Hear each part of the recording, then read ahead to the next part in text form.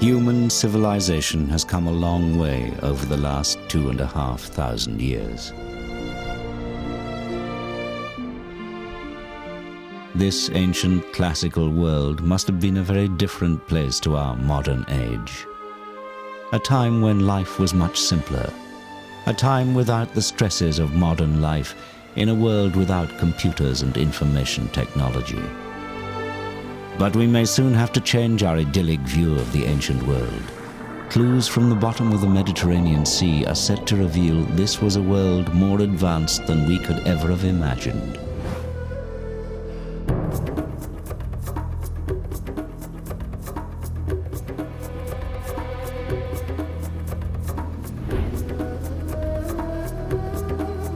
In Ancient Discoveries, we will travel back in time to discover the amazing ancient roots of technologies we like to think of as modern.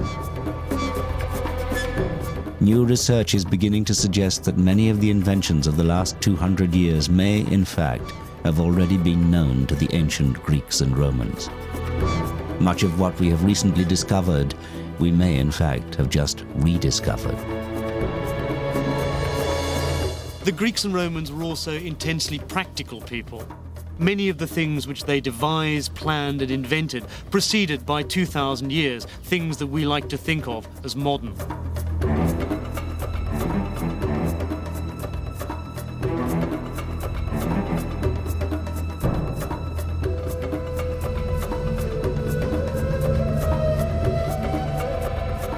At the heart of this story of ancient achievement lies a mysterious and arcane machine, one so complex that many have refused to believe it could have been built by the ancient Greeks.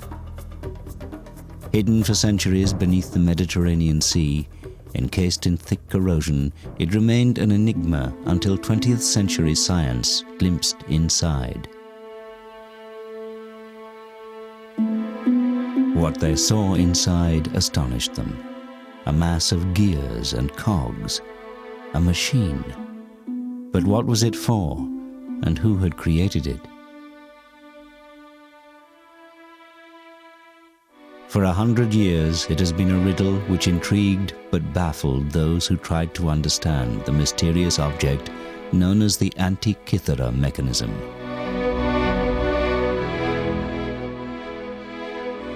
But now, finally, its story can be told. That story began just over 100 years ago, in the year 1900. It was early spring when Captain Kondos and his crew of sponge divers found themselves sheltering from a storm miles off course by the little Greek island of Antikythera. As the weather cleared, the captain decided to make the most of his unplanned stop by diving in the deep, clear waters off the island.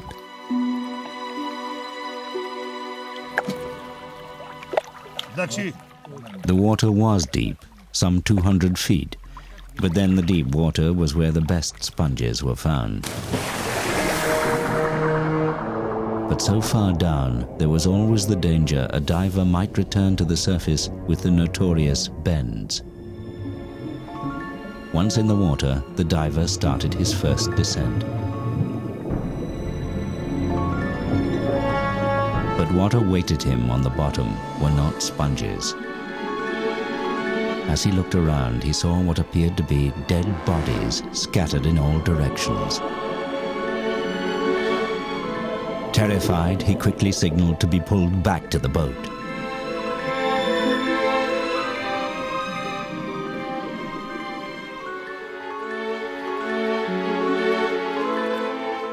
Some thought the diver mad. Perhaps he had the bends.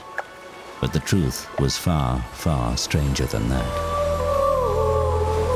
2,000 years ago, another ship had sailed these waters, on its way from Rhodes to deliver a precious cargo to a wealthy Roman citizen.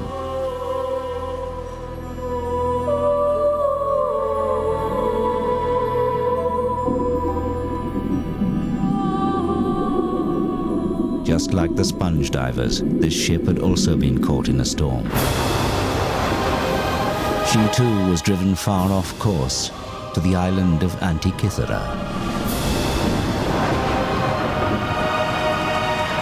But this ship was not destined to survive. Here she sank, and here she still lay.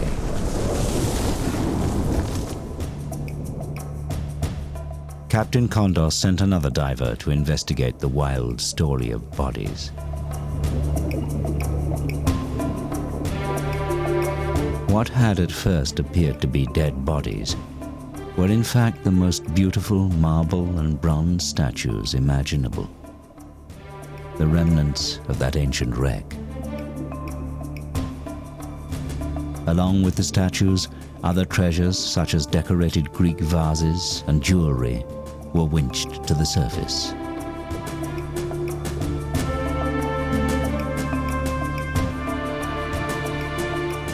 It was the find of the decade, perhaps the century, and the breathtaking statues made front-page news. One of the most perfect bronzes recovered was named the Antikythera Youth. The piece was universally acknowledged as a work of genius.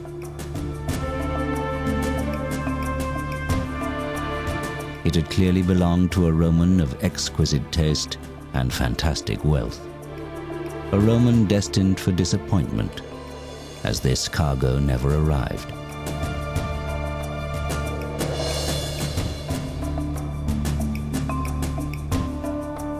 Along with the youth, a find known as the Philosopher's Head were the highlights of the wreck. Two faces that had not been seen by the world for over 2,000 years. But the greatest work of genius from the wreck still lay unrecognized. This rusting lump of corrosion held the key to one of the greatest periods in human history, the Hellenistic period, and perhaps the greatest achievement of that time.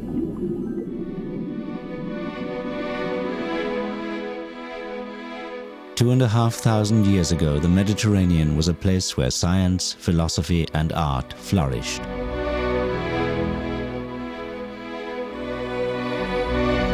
The Greeks, known as Hellenes, were living in what many regard as a golden age. They had invented democracy, opened up the fields of mathematics and science, and introduced the world to philosophy. They were inquisitive and inventive, no different in many ways from us today. In trying to understand their world, they had created this strange machine. All their 21st century descendants had to do was work out what they had created it for. Part of that answer lay far from Antikythera in a London museum display case. 20 years ago, Michael Wright, curator of engineering at the Science Museum in London, came upon another mysterious ancient mechanical device. Although much less complex, there were similarities with the Antikythera mechanism. We call this the Byzantine sundial calendar. We think it dates from about 500 AD. It appears to be a sundial which is also a mechanical calendar. It shows the passing of days, indicated by the age of the moon within the month. The gear wheels look surprisingly modern. Complicated mathematics and a detailed knowledge of astronomy would have been necessary to create such an object. Michael Wright decided to build a model of the device to explore how it would have worked. The model shows the positions of the sun and moon within the zodiac at any given date, as well as the age of the moon. Here you have the letter giving the day, that's saying Alpha, A, that says day 1 of the month. And correspondingly, in the circular opening, you have the black disk showing this is new moon. If I click it forward day by day, that's beta, B, day 2, day 3, day 4, day 5, 6, 7, 8, 9, 10, 11, 12, 13, 14, well, we're at 15, and there is the full moon, the shiny disk. The other dials show the moon and the sun going around the zodiac. This instrument is much more simple than the Antikythera mechanism, but what's exciting about it is to have found another instrument, very obviously in the Hellenistic tradition, because of the Greek lettering, and also having gear wheels. So now we have not just one mechanism that tells us the Greeks had gears, we have two. We've doubled the evidence. Although similar, it is estimated that the sundial calendar only had 8 gear wheels, where the Antikythera device had at least 29, allowing for much more complicated calculations. Could the Antikythera mechanism be a mechanical calendar as well, one many times more complicated than the Byzantine machine, yet over 600 years older? But in an age supposedly without machines and modern technology, who could have created such a device? They would have to have been an expert in both mathematics and engineering, a genius, centuries, perhaps even millennia ahead of their time. One man who fitted that description was Archimedes, the most respected mathematician and inventor of his age. Archimedes lived during the Hellenistic period in the Greek city-state of Syracuse on what is today Sicily, off the coast of Italy. During his lifetime, the Mediterranean was a turbulent, war-torn place. A world in which his talent for military invention was put to good use by both his fellow Greeks and the aggressive new power of Rome that was slowly spreading its tentacles across the Mediterranean.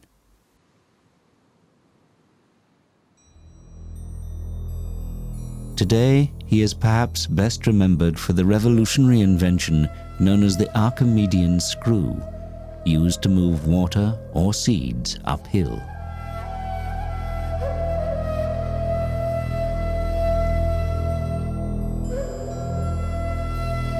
But Archimedes was also fascinated by other difficult mechanical problems, such as how to accurately measure distances. The greatest challenge of all, however, was to solve the puzzle of what caused the rising and setting of the sun, the changing seasons, and the strange movement of the moon and planets. What, in short, were the mechanics of time?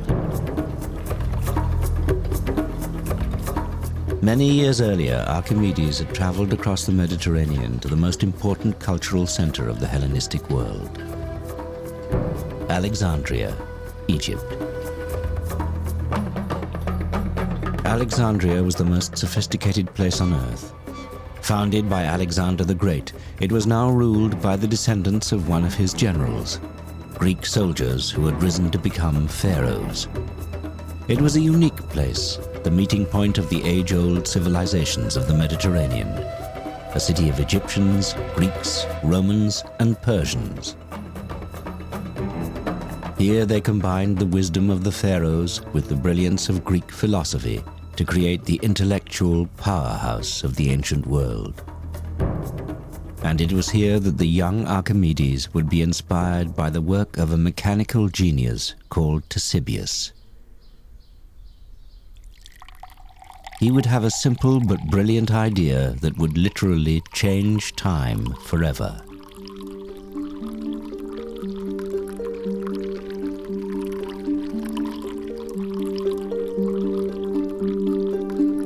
Ctesibius was fortunate to be born in Alexandria, the place where all the knowledge of the ancient classical world was held in one vast library. A place where the great thinkers of antiquity studied, and where shelf upon shelf held the thousands of scrolls recording their work. The library was such a famous institution that people came here from all over the world to learn and invent.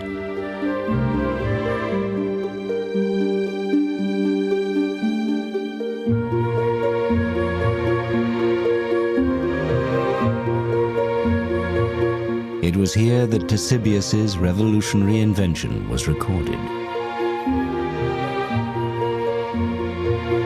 where the young Archimedes may first have read of his work.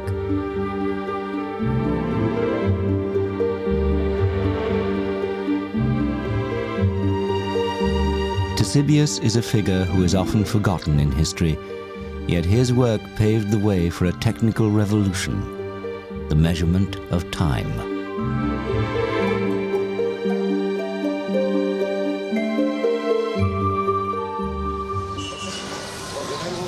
Yet Ctesibius came from humble beginnings. He was the son of a simple barber. As a young man, he had worked in his father's barber shop in Alexandria, inventing gadgets such as adjustable mirrors. And here he was surrounded by the constant dripping of water, which would inspire his great invention. Ctesibius knew that for thousands of years the Egyptians had used ordinary water timers to mark the hours of the day. The famous Karnak water clock is one example. Despite the intricate hieroglyphics, strange symbols and images of gods and animals, it's a simple device, as this reproduction shows. It was filled to the top with water, and as it drained out through a spout at the bottom, the time could be read as the level dropped.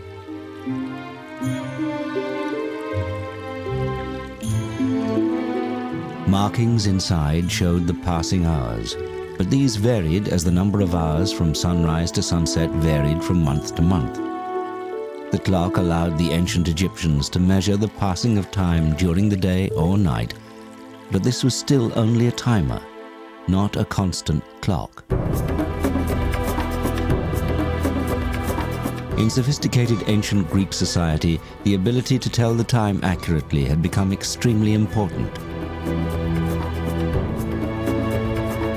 Their society needed order and schedules, which meant they had to be able to tell the time accurately. Sundials could be used at certain times and can be seen on important surviving municipal buildings, such as the Tower of the Winds in Athens.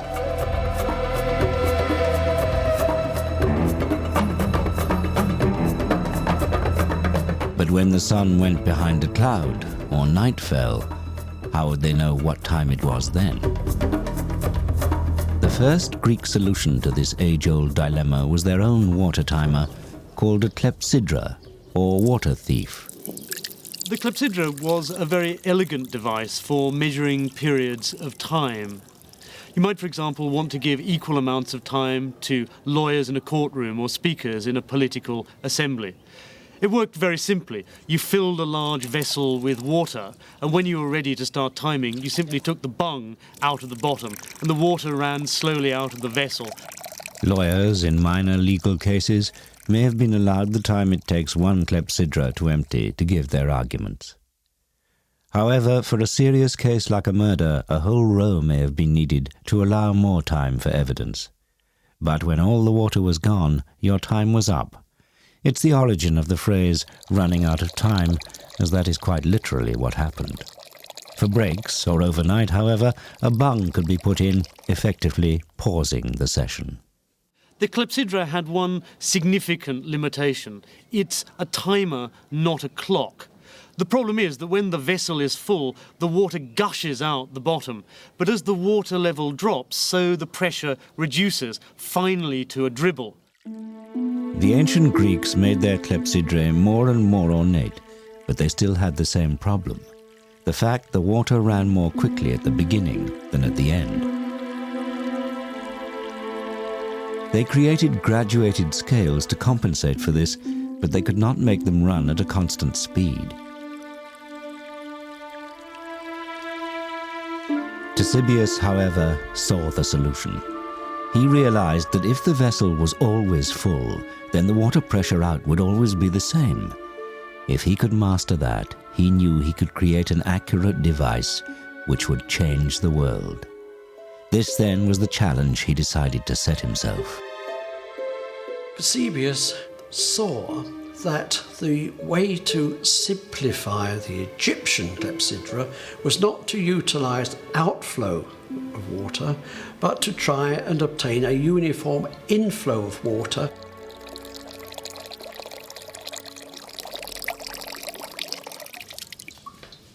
Dr. Alan Mills, a research fellow from the University of Leicester, has used classical references to Ctesibius's work to build a replica of one of his earliest water clocks.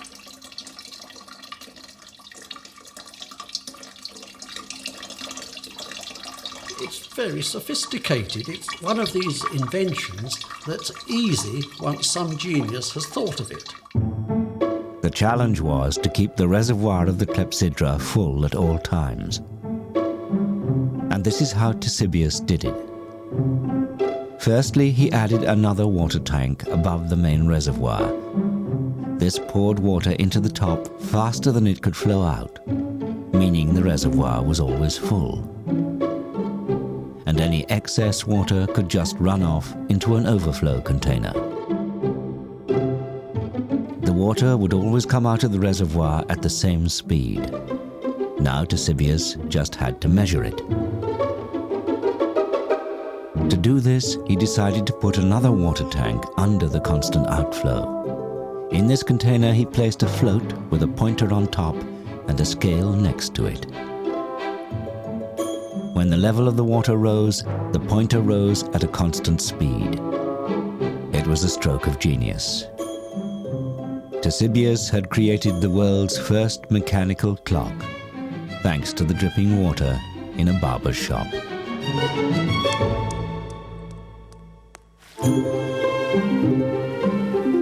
He had harnessed the power of water and, in the process, he had become the master of time. But measuring hours and minutes was only the start. What else could this unique water clock do? The answer to that was kept here in the great library of Alexandria. Anyone in the ancient world wanting to understand time could come here and read Ctesibius's books, which described the wonderful machines he was now building and the whole new subject he had invented, hydraulics. Before long, his clocks were not just dripping taps, but ornate machines decorated with gilded figures of gods and animals. And their workings were yet more elaborate too.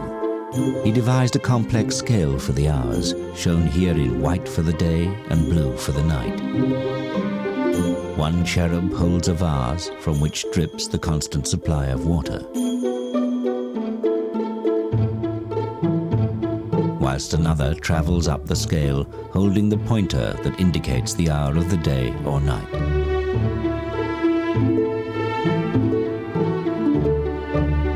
But that was only the start.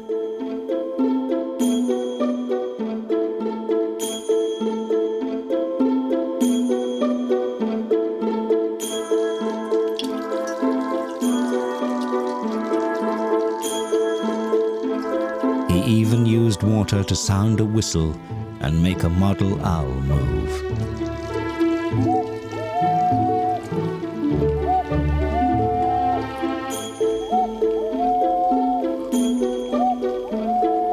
He had invented the world's first cuckoo clock.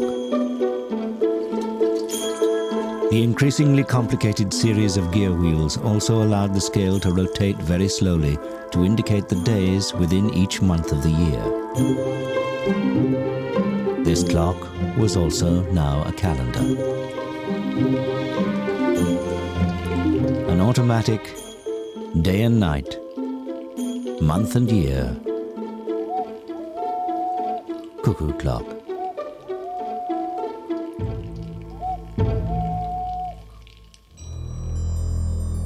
Archimedes was clearly fascinated by Ctesibius's creations.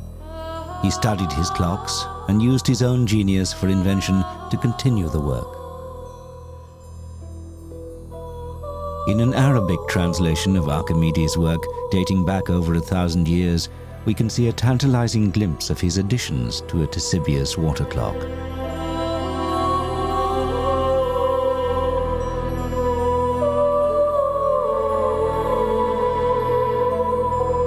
This modern reconstruction shows Archimedes' elaborations to the Ctesibius clock. He added a bird who dropped small stones onto a bell, making the clock chime on the hour.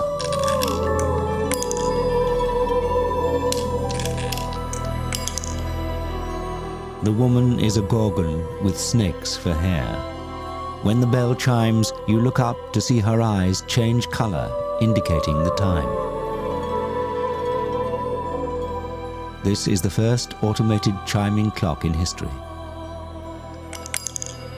One can only imagine the spectacle when Archimedes unveiled his daring design.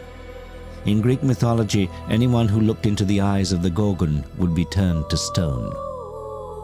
But with Ctesibius' help, Archimedes could be the man who dared to look into the face of the Gorgon.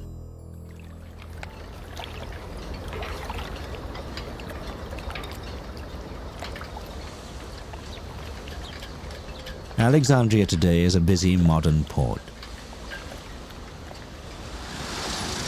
A new building now stands in place of the famous library. Tragically, the original library was burnt to the ground, and with it was lost nearly all the knowledge of the ancient world. Only a very few ancient texts remain which mention Ctesibius' work. We may never know what else he invented, as not one single page of his own work survives.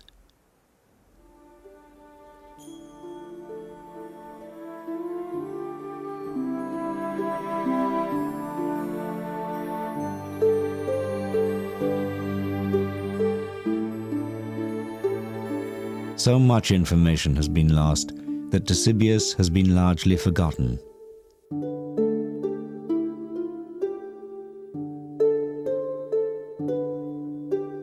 However, there is one legacy of his work, one clue, which is still standing.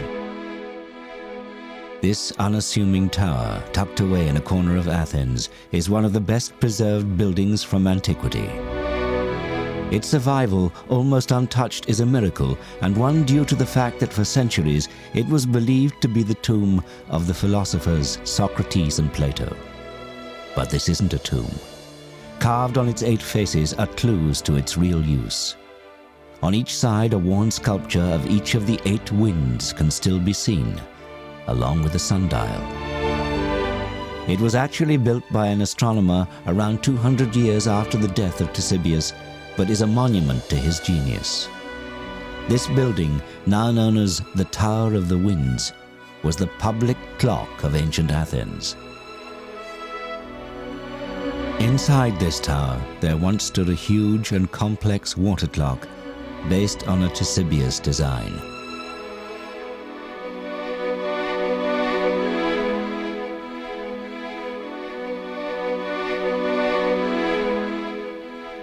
This clock was fed by a constant stream of water which ran from a spring on the Acropolis, from which the whole population of Athens could tell the time. But this was more than just a clock or a calendar. Some believe this strange building housed a device that even charted the movements of the sun and moon in relation to the constellations of the zodiac.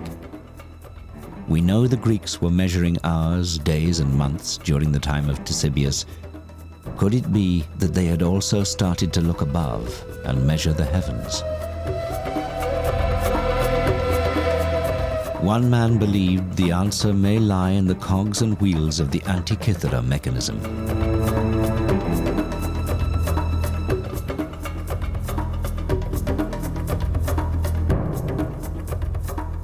In 1951, an English physicist, Derek de Solla Price, decided to find out for himself and examine the mechanism in detail for the first time.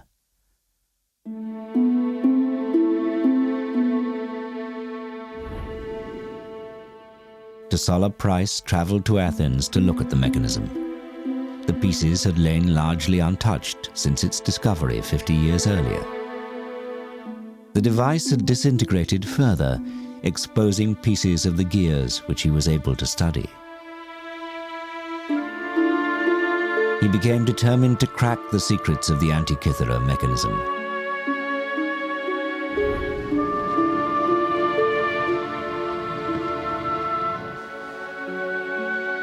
De Solla Price spent much of his time at the National Museum of Greece in Athens, probing the secrets of this ancient enigma.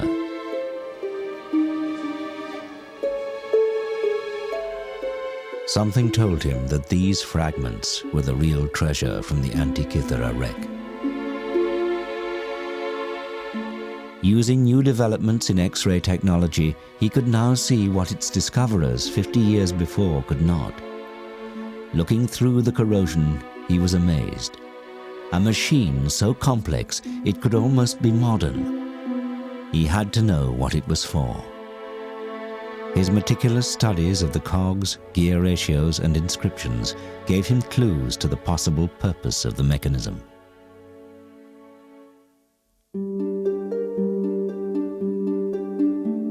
Remnants of a wooden box which held the device also had Greek writing on, which gave further tantalizing hints.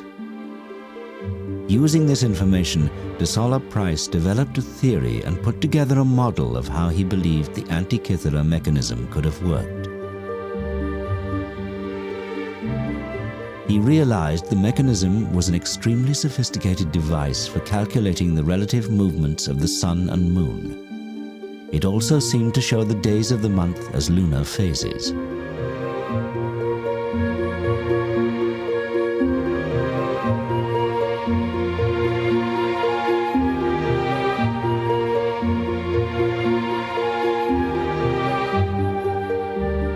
De Solla Price had established its mechanical complexity and knew that the knowledge required to create such a machine was immense.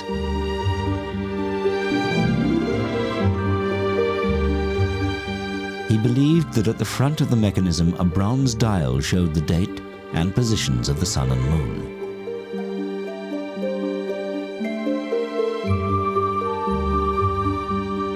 A dial at the back would indicate the month, possible within a 12-month year. A further dial at the back seemed to show either a cycle of 47 months or 4 years. De Solla Price called the mechanism a calendar computer. For anyone in the ancient world, such a device would have been invaluable. To understand the movement of the sun and moon within the heavens was to look into the minds of the gods. Many believed then, as some do today, that the positions of the sun, moon, and stars at the time of someone's birth may influence their later life. What complex horoscope software does today, the Antikythera mechanism may have done over 2 millennia earlier. To the priests and astrologers of the day, this extraordinary machine could have been a window on the gods.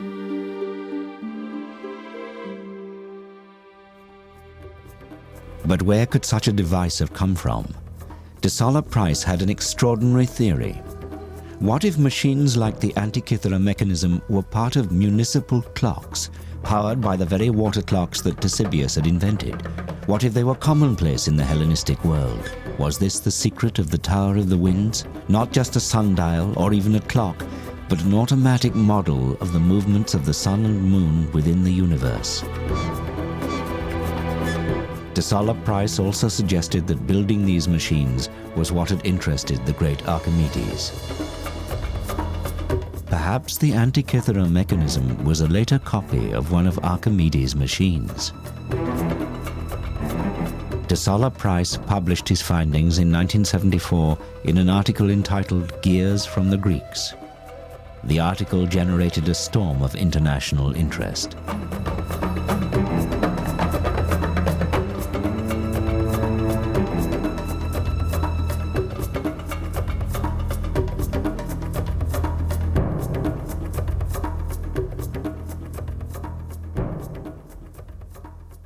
In particular, one man was to read that article and to spend the next 30 years pondering on De Solla Price's theory. When Michael Wright from the Science Museum first read the paper, he was immediately fascinated by the notion that the ancient Greeks had complex engineering. Wright decided to go to Athens to examine and re-X-ray the mechanism for himself. We've got this view with several of the pieces put together, and it helps me to build up a more complete picture of just how the gear wheels were arranged inside the box before it all fell apart. Although intrigued by de Solla Price's theory of the Antikythera mechanism, Wright believed there was more to the device than de Solla Price had realized. I went back and read Gears from the Greeks again and started to find problems with Price's account. That's when I resolved I really had to look at the thing for myself. But for Michael Wright to understand this strange device, he knew he needed to do more than just look at it. He needed to try to build one for himself. After de Solla Price's publication, many academics simply refused to admit that the mechanism could be so old. The complex gearing seemed too modern. How could ancient peoples have calculated and precisely cut the fine teeth on each wheel, they asked. Surely this was either a fake or a later machine that just happened to be lost on the site of the ancient wreck. So Wright set to work, determined to prove them wrong.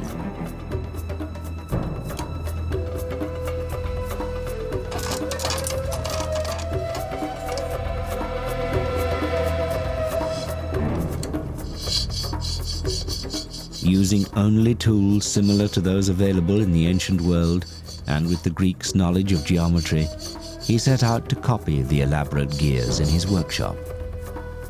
Measuring and cutting gears with only a pair of compasses, a metal file, and a good eye for detail was not going to be easy. But it was possible. After many hours of practice, Wright proved beyond doubt that with patience and skill, it could be done. You can't deny the evidence that the Antikythera mechanism exists. When you look at it closely, it's very accomplished work, both in design and in execution. Why shouldn't the ancient Greeks have done it? We know from translations of his work that Archimedes was familiar with these types of cogs, and now it was the study of these gears that was to help solve yet another mystery involving one of his other mechanical marvels, the mystery of the odometer.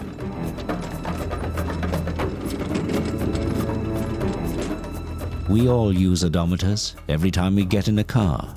It's the device which measures the distance we've traveled. But remarkably, this device was in use long before cars and was crucial to the development of the Roman Empire.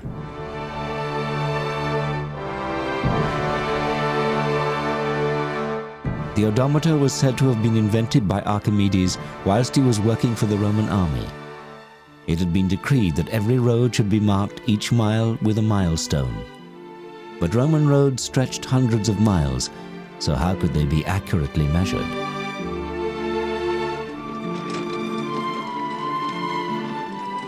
By creating a cart that could accurately calculate distance, Archimedes solved the problem and the milestones could be laid out.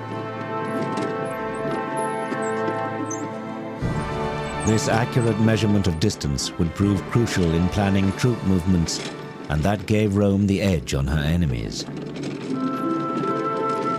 Archimedes had set the Romans on the path to empire and started a train of events that would ironically lead to his own death.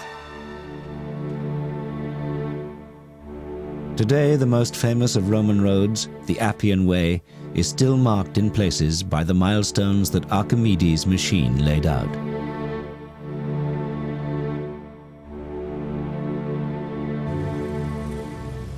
But there is a problem with this apparently simple story.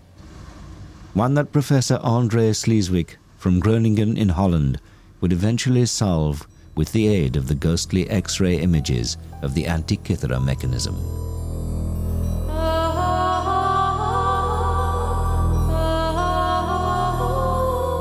As no originals survive, the only clues to how the odometer worked are a few faded drawings in a Renaissance book based on a description of an odometer by a Roman author called Vitruvius. The drawings look fine on paper. The problem is when you try to build them, they don't work. Even Leonardo da Vinci attempted it. These are his sketches of an odometer which he attempted but could not successfully build.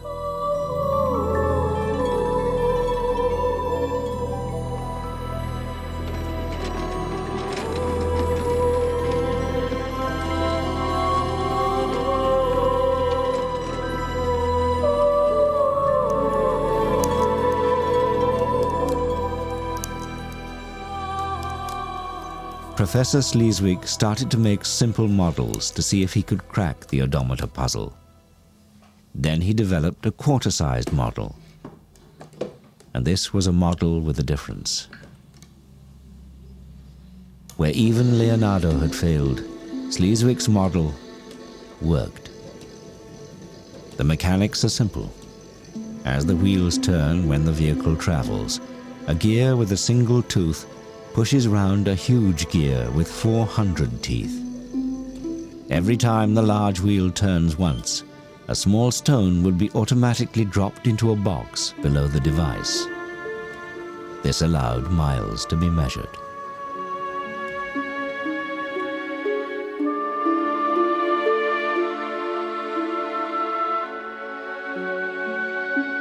After the First Punic War, by decision of the Senate of Rome, milestones had to be placed on all major roads.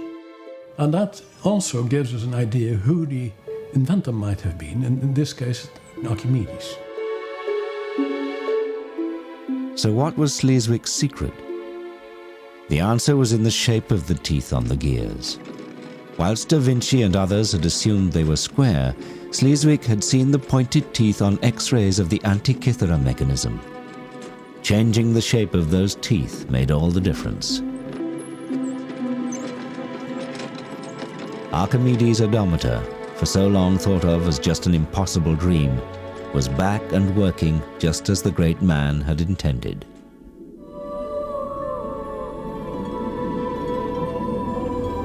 All thanks to that most mysterious of ancient objects, the Antikythera mechanism.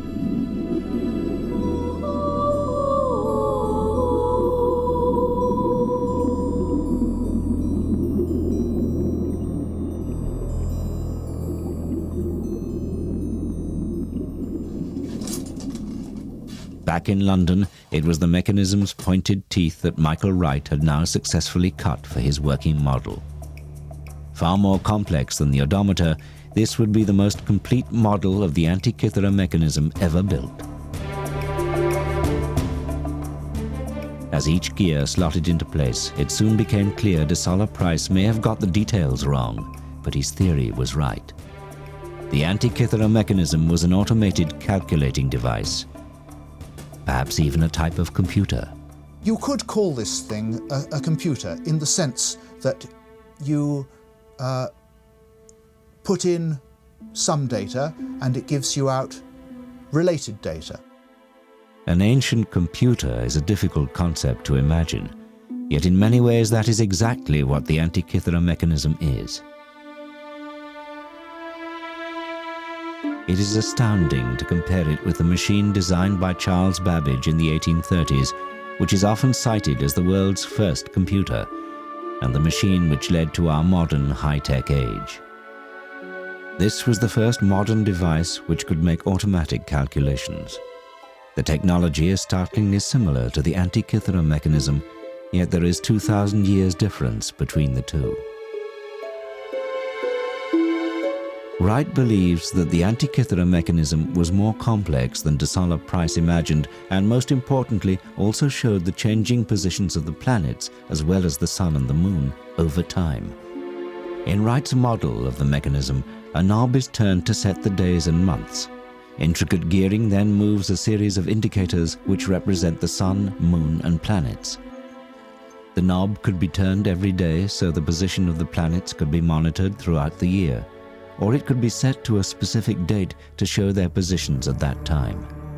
It is, in effect, a mechanical model of the Greek universe. Today, astrologers need a complex computer program to carry out exactly the function of the Antikythera mechanism.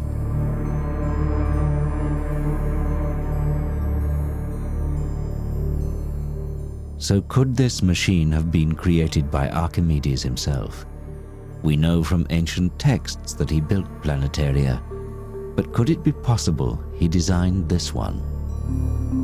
It's difficult to make a direct connection between the Antikythera mechanism and Archimedes. What we can say with certainty was the revolution that Archimedes pioneered in mathematics and geometry was necessary for those who then invented the Antikythera mechanism. Without Archimedes and his advances, it's difficult to think that the Antikythera mechanism could have been invented at all.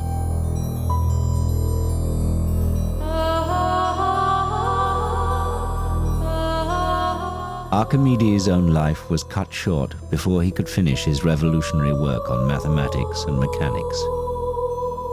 During the Roman sacking of his home city of Syracuse, it is said a Roman soldier was sent to find him and bring him back alive. When Archimedes refused to leave his work, the soldier became angry and killed him. It was an ironic end for a man who had done so much to make Rome such a formidable fighting force. His death marked the beginning of the end of the Hellenistic tradition of great invention and science. His work, however, was preserved, stored on the endless shelves of the great library of Alexandria, a treasure greater than any the Romans looted from Syracuse. But even that legacy was not to last. The library itself fell victim to war and destruction, being burnt to the ground several times over the following 800 years. Eventually, most of the collection, including much of Archimedes' work, was lost or destroyed in the fires.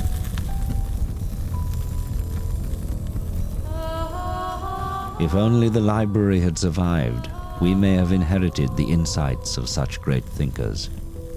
Without them, we have been forced to reinvent much that we are only now realizing was already known over 2,000 years ago.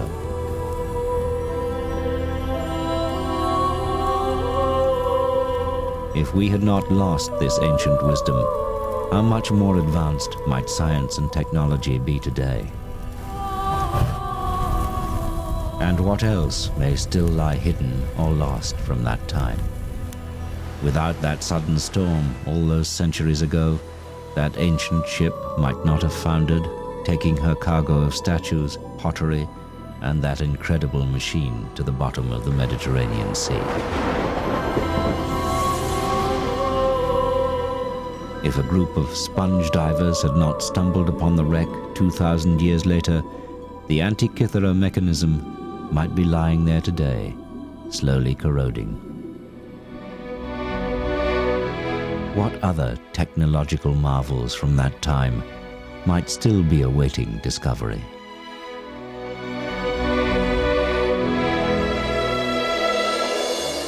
I think that these mentions we have in the literature and this one instrument are just the tips of icebergs showing that there was a great deal more to this tradition that we haven't heard about. 2,000 years ago, there was a world more advanced than we had dared to believe, and more secrets may still lie waiting to be discovered. Ancient discoveries we are only just beginning to understand.